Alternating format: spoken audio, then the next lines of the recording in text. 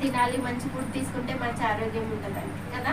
కానీ ఎక్కడో లోపం, ప్రతి ఒక్క ఫ్యామిలీలో లోపం వస్తుంది. తినడం అనేది తగ్గిపోతుంది. అంటే మంచి ఆహారం తింటున్నాం కానీ పోషకాలు ఉన్నటువంటి ఆహారం తీసుకోవట్లేదు.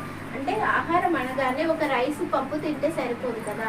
మన ఆహారంలో పండ్లు భాగం చేసుకోవాలి, పప్పులు చేసుకోవాలి, కూరగాయలు చేసుకోవాలి, ఆకుకూరలు చేసుకోవాలి, నట్స్ చేసుకోవాలి, మొలకలు ఉంటాయి. ఇలా అన్ని రకాల ఆహార పదార్థాలను కలిపి తిన్నప్పుడే మనకి పౌష్టికాహారం అనేది అందుతుంది కదా. అప్పుడే మరి ఆహారం అనేది అందితేనే కదా మనం అనారోగ్యానికి గురి కాకుండా ఉంటాం. ఇప్పుడు రక్తహీనత ఉంది, అందరి మహిళల్లో ఏముంటుంది?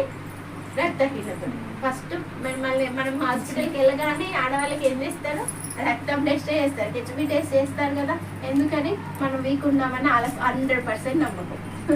అవునా? ఎందుకంటే మనకి